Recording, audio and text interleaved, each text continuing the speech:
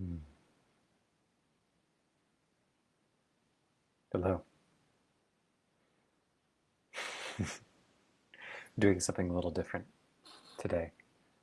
Um, I've done this once before, something like it once before. Normally, when I step into these, I have sort of message or a plan. This time, I'm just sort of jumping in. I just watched one of the videos from a program I went through a couple of months ago for Perry Chase, the person who suggested this kind of challenge in the first place. The and there was a piece about what does it mean to relate to what I've been calling the essence in a way that is about a practice of getting out of the way. She was referring to when writing or showing up in video rather than planning, just try showing up. Just show up and practice getting out of the way. Let the energy do its work. And that's really hard for me. That this is unique to me. It's true. It is hard for me. I'm experiencing that. What it means to be really present and to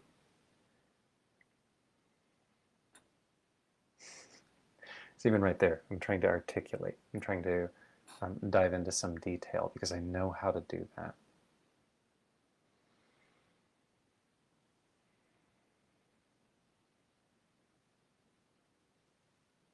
So if I get out of the way, what wants to come through?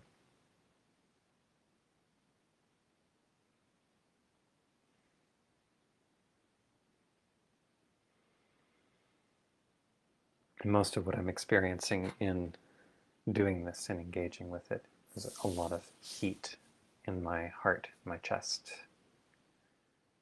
A strong sense of like, gotta do something here. Of the clinging. And in the background, it's sort of almost like feeling a surrounding sense. The vast emptiness, the vastness of the eternal.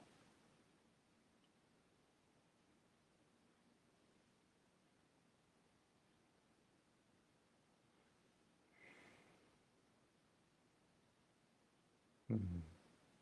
And there, let's go. At least for a moment.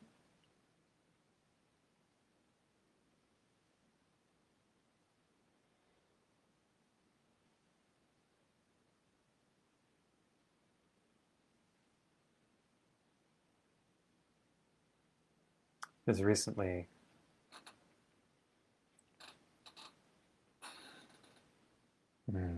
feel fear, like grabbing.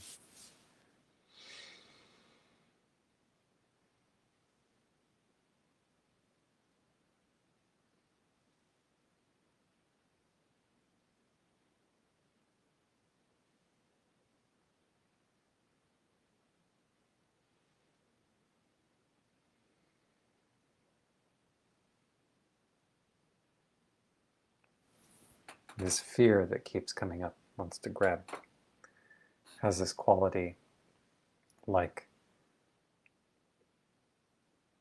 the stillness isn't okay.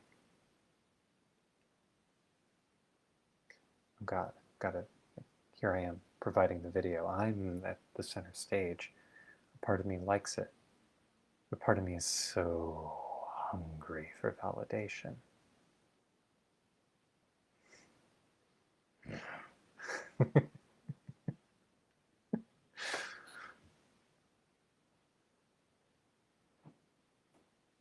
There's a lie in culture. I wear it in this particular way, this lie.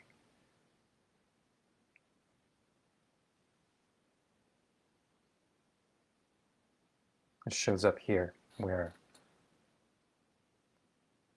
I'm this urgency to entertain, this urgency to enjoy being a spectacle, but I can't have this stillness. Oh, what if it causes people to be bored? Or what if I come across like a, like, one of these flaky spiritual teachers or something like that. Oh no, oh no.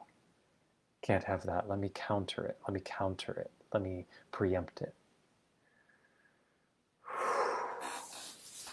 A lot of discomfort in the heart, physically in the chest.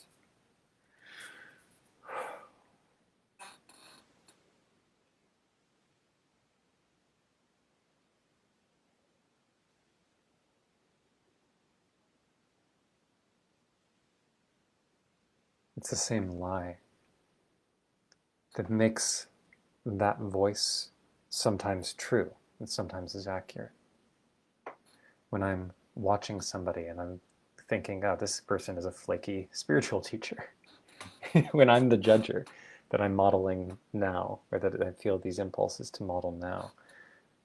In other times when I'm watching a video and I'm going, oh, this person's often in the kind of la-la land. There's a lie. It's hidden under a thought that seems defensible.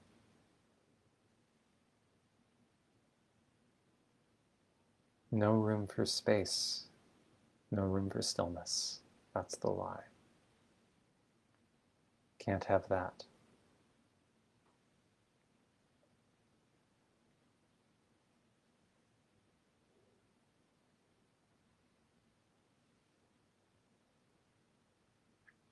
There is always time.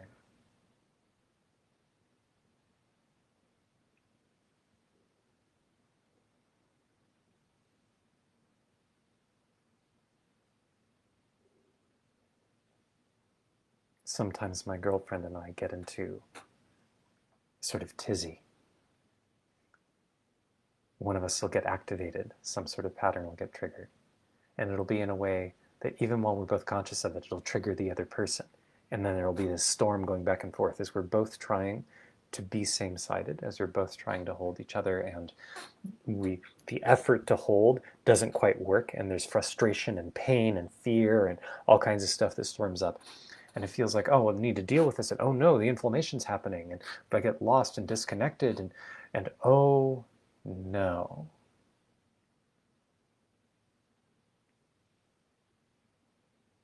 It's all a lie.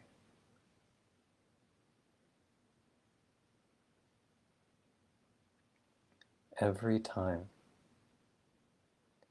we pause, we drop the effort to sort out what's going on, we look each other in the eyes and we breathe.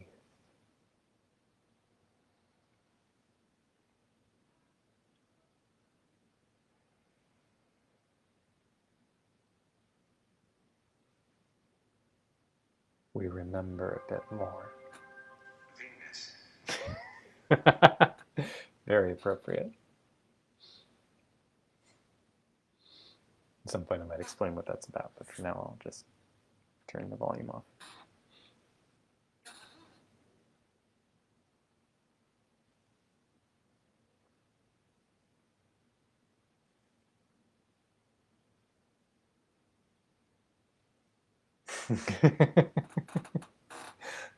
A funny metaphor bubbles up into mind. It's sort of like so one of the reasons inflammation is a challenge in the human body for health is because of sort of inflammation begets inflammation effect, where if I get some inflamed tissue, I don't know the biochemistry of this, but I'm given to understand that it tends to maintain itself and to sort of stimulate other tissue and irritate it so that it starts to become inflamed. So there's a little bit of tendency for it to spread, but certainly a tendency for it to maintain. There's a bunch of different ways something like that seems to happen. I don't understand all of them, and I may have misunderstood the biology. And if I'm wrong about the biology, I'll just run with it, because the analogy will work even if the thing it's an analog from is false. But a simple mechanical example of this is when I got shoulder surgery, there was a major tendon that ended up getting a bit inflamed after the surgery because you're cutting into all flesh there, and then patching it back together and saying, body, please heal it. And the first thing the body does is inflame everything. So there's a lot of needing to account for that. But one of the tendons, particularly the biceps tendon, the one that attaches to the top, there's of the like the bicep muscle, that tendon got inflamed, and there was some concern about needing, and this is not a surprise, they knew this would happen. There's a need for that to unswell, so that for it to calm down, to become uninflamed, so that as I learned to move my arm, it wouldn't just keep, because it was so big, rubbing against the little passageways that it would go through and then re-inflame. So the inflammation sort of maintained itself because it was big and would start to rub against other things. Later on, I had trouble with shoulder impingement in both shoulders. I had the same surgery on both shoulders. There's a point around 10 months ago where I was running into trouble where I couldn't lift my arms without a lot of pain because of the shoulder impingement, because of the way that the inflammation would create more inflammation. Now, the thing is that the reason that happens is basically because all the tissue is all crammed together. There's very little room.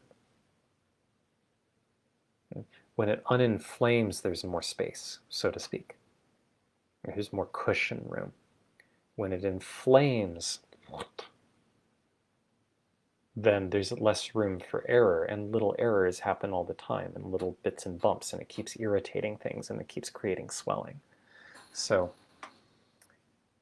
there's something like that basic mechanism seems like exactly the same level happens at, it would be so lovely if we actually had good cultural language for this. The only consistent language I know of comes from Western esotericism, occultism.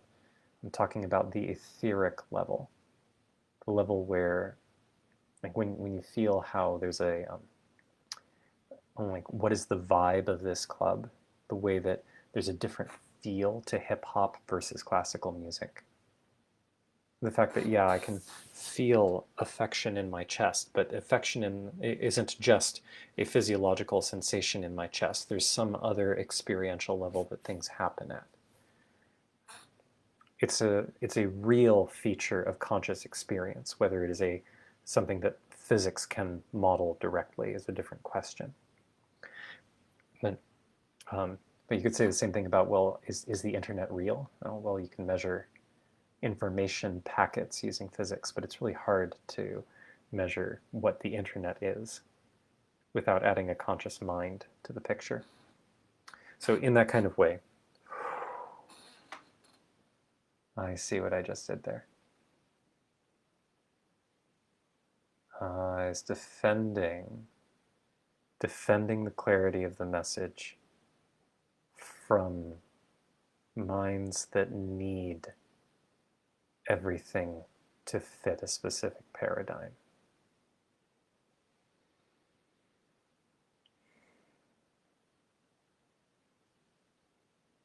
And letting that go. Let me try that again a little more clearly.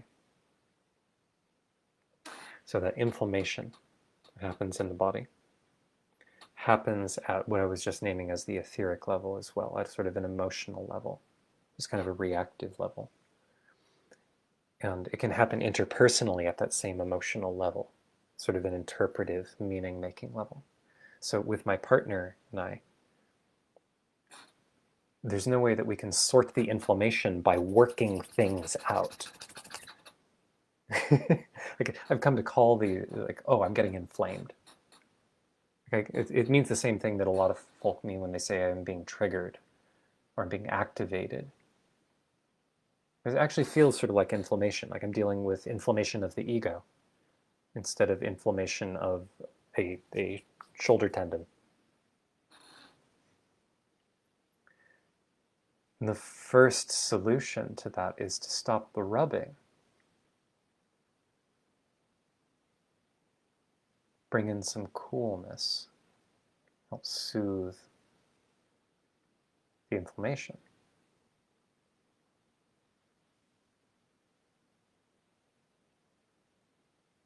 Here's the thing, inflammation itches. I mean, not always. It can burn, it can hurt, it can feel sharp. But there's the kind of thing that it tends to invite by default isn't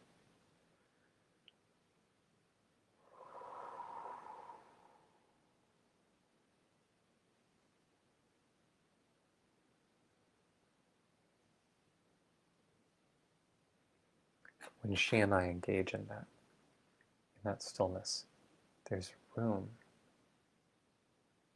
and we can find the place of care.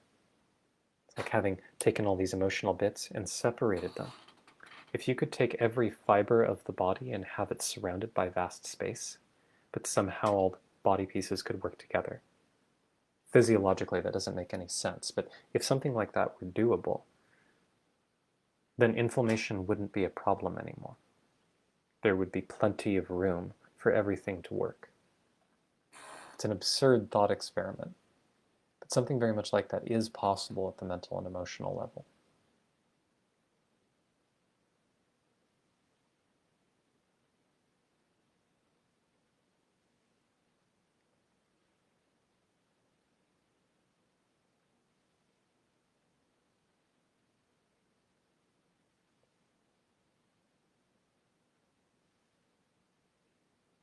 A lot of what I'm doing here is integrating into my body, into my way of being, into my way of showing up.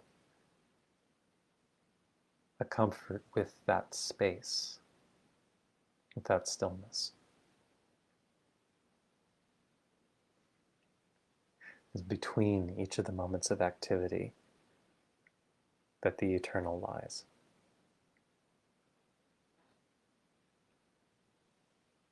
Where is the stillness? Everything seems like it's moving so much. So much activity, like all the molecules are buzzing around. That's what heat is, just these little bits of vibration. And in fact, you can never have total stillness, according to the physics models. And there's all of these moving emotions, and my mind won't stop. So where is the stillness?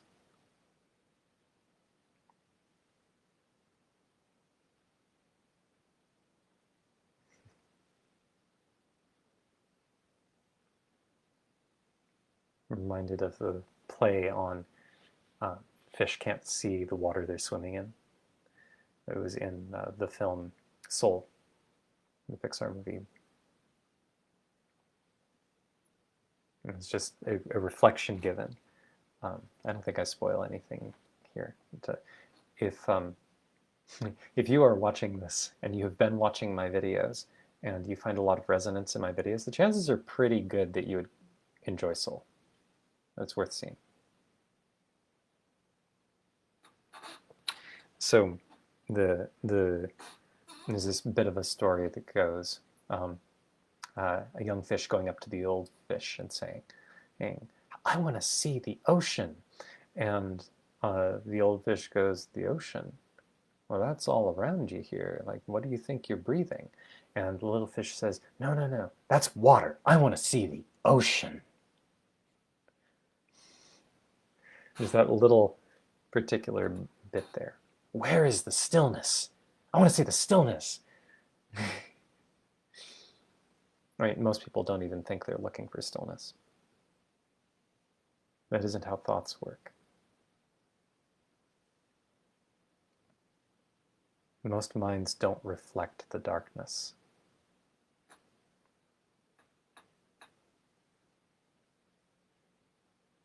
They can. It's possible to learn. It's absolutely possible to learn.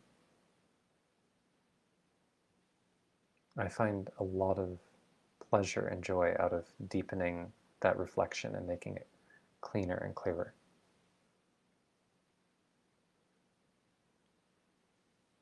And the way that this appears for most minds is the itchiness of the inflammation, this subtle sense of a kind of desperation under the surface.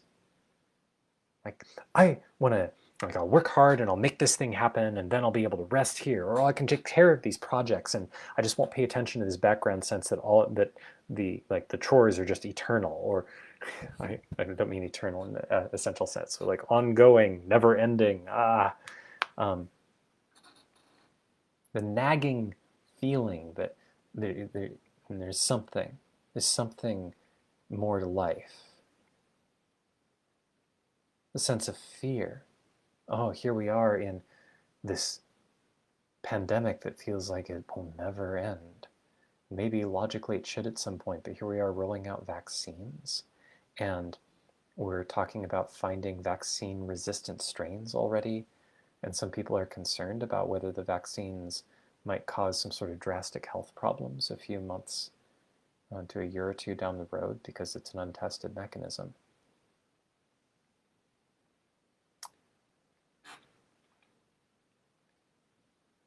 All of this, all this fear, and a sense of, got to do something. How do I deal with it?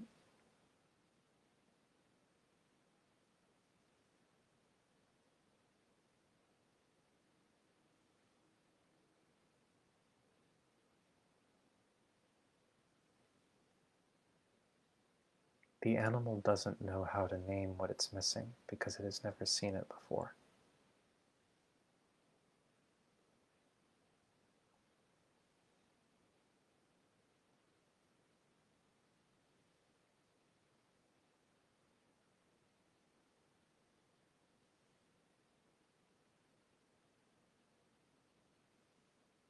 When I take a step back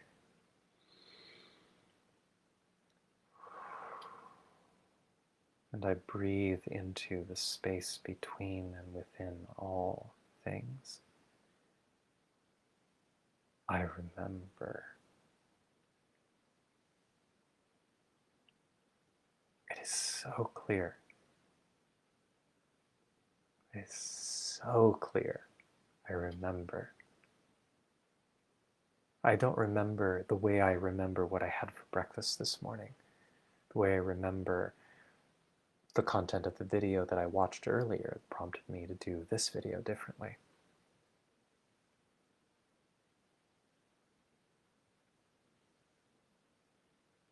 It's a lot more like remembering that I am dreaming.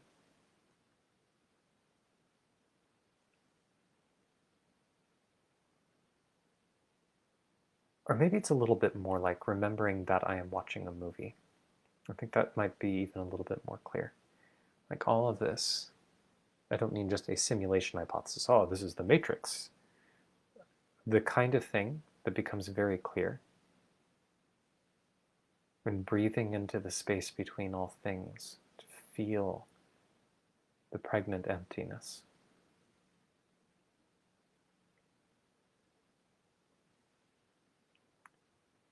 That's not something that waking up in a different world could possibly answer.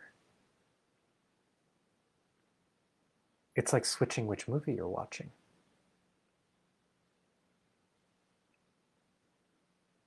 Right? It's sort of like this character in the Marvel universe, cinematic comic books doesn't matter. Deadpool, his superpower is being meta. He knows he is a character in a fictional story. He has some other cool powers within that world, but his main thing is he is fully enlightened within the world, but he can't step out of the world into ours. And he knows it.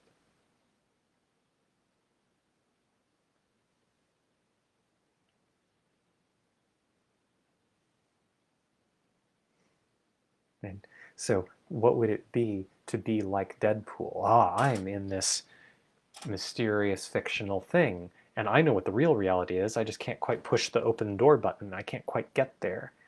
Well, there's a lot of analogy there that's actually very strong. We're actually in nothing at all.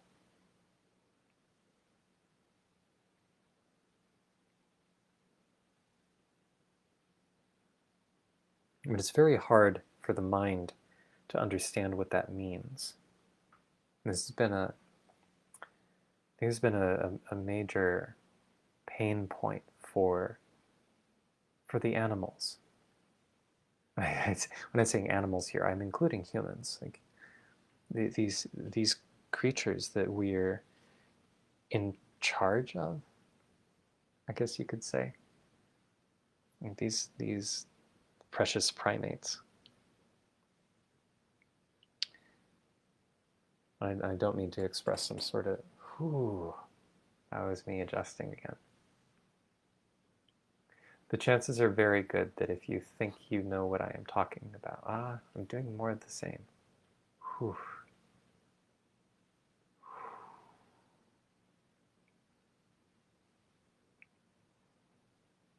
What's happening for me is this urge to adjust the perception of my audience, of me, of how my audience perceives me, to show that I still make sense, and I'm still clear-minded.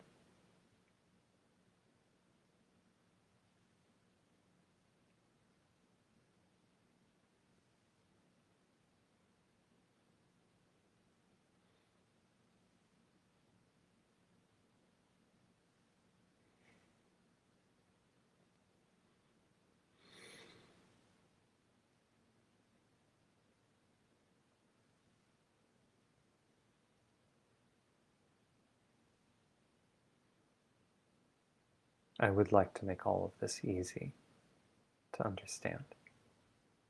In some sense, that's one of my deepest joys.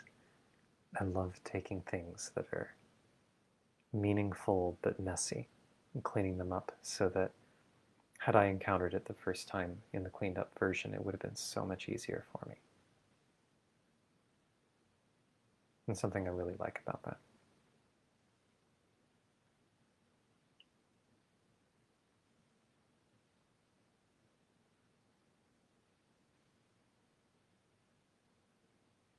I think the essential part here is just feeling.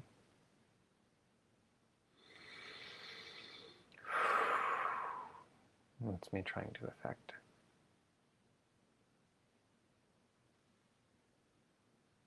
Feels really good to be catching these that much faster, that much more refinedly.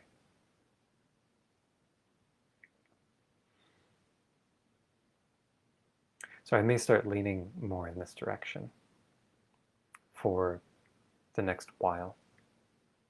I'll see what comes through, but I want to make this a lot more. This feels like a level deeper for my practice. This is sort of halting a little bit. It's definitely uncomfortable. It's definitely challenging for me because I have so many topics I can present on. I've got lots of topics. I could make a video a day on content. I would not run out for years. I've got a lot I can speak about. And I would love to.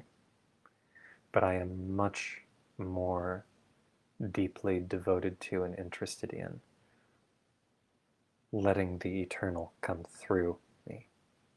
That's what I actually care about.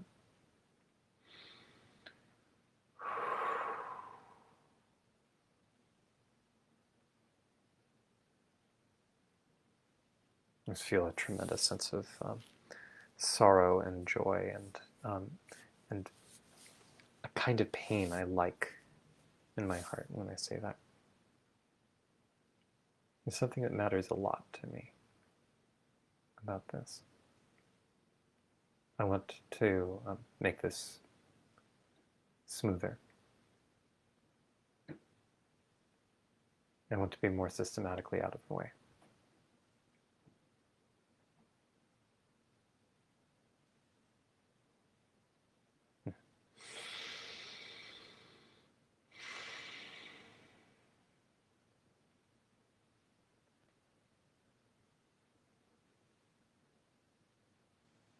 Mm-hmm. So, I think that's all that I have to say for today.